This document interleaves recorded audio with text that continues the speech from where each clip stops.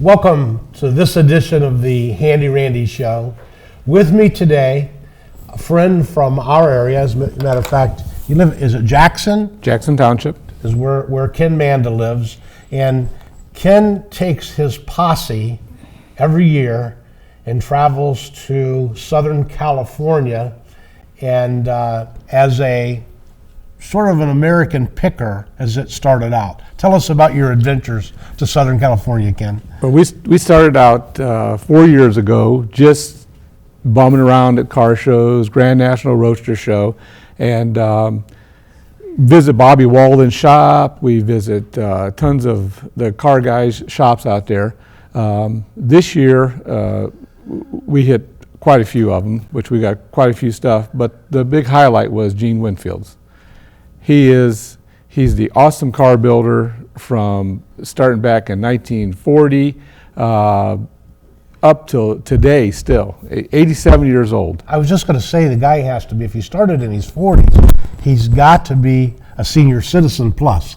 87 years old. The best story, we were going to go out with him for just an hour or so. I spent the whole entire day with him, and he's invited me back to a party at his house in September.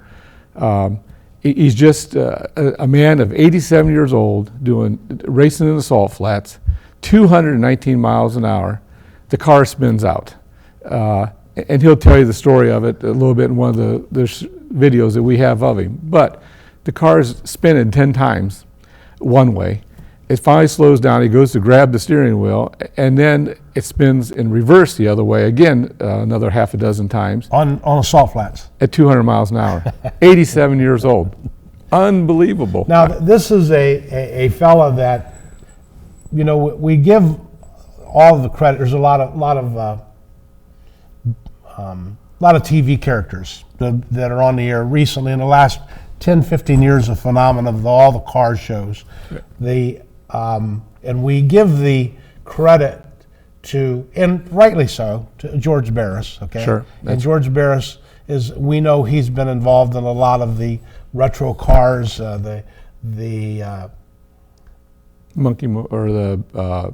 Hillbillies, the Munster car. Monster car, He sure. did a lot of stuff. Sure. But Gene Winfield was even more of a pioneer than George Barris, even more, and he's got quite a story.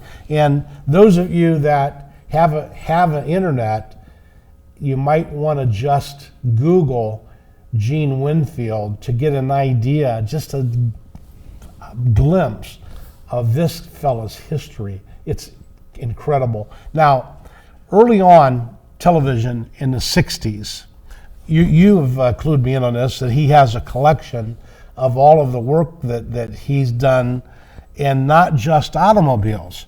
Was able to do some concept things. For example, the Flintstone car. Correct. Somebody has given him drawings and saying, here's kind of what we're looking for. And it didn't stop there. Not only the Flintstone car, but the Star Trek series, which came on in the early mid-60s. He did that. He built the Star Trek Enterprise. It's just, I have a book that I got from him, which everybody can buy that. It's a book of TV movie cars, and in it has the whole story of the Star Trek. Gene built this right there in his shop. He did all this stuff for him. The best part of it is, if ever anybody is out in the Mojave Desert, you need to stop and see this man. He is incredible, and he's very personal. He's built this house in the middle of all of his construction with all his cars, and he lives inside this house, but it's his museum. And inside of it, you go into one room of it, and it's the Star Trek room. And you enter, he has the chair from Spock that he sat with the remote controls and everything in it. He has all the big board there that they stood at to operate the Enterprise.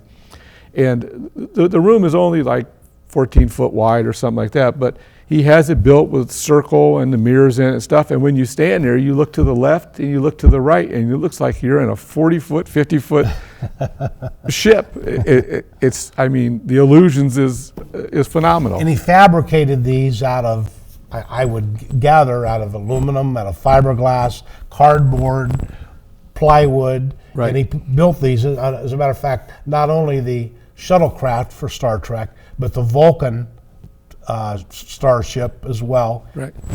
Actually built that from drawings. Drawings, and he fabricates this stuff in his shop. It's just And he's out in the middle of the desert. he's in the middle of the desert. If you were driving down the road and you're going by, you would look over and you go, no way. You know, if you've seen his buildings and you go, wow, this is what comes out of these buildings. It's just, it's beyond ever realizing that. You know, you usually drive by, these guys got these fancy big shops and all this kind of. He's got an old school, looks like a 3 or 4 bay service station. Basically, with other little buildings added onto it and stuff. And we had free run of the entire complex. I mean, there's acres of cars sitting there. And you walk down this aisle, and here's his pickup truck that he first used for his racing career. It's still sitting there. He's going to bring it back. He's going to revive it, and it's going to run again.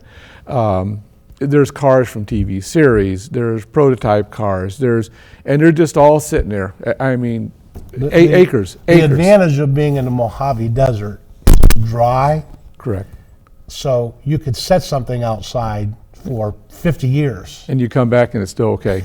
Yeah, where, you know, in our area, there's nothing left of it. It's gone. You, while you were out there with your crew, I know that you went through 2 cameras, Yes. several batteries, a lot of SD cards, load them up with a variety of photographs and video. We're going to get back on this Gene Winfield story, but before we do that, what we'd like you to do is a few of the 2,000 or so photographs that Ken Manda and his friends took. Let's just take a minute and give you a sampling of this fun 2 weeks that these guys did for you. They did it for you, folks, for the Handy Randy show.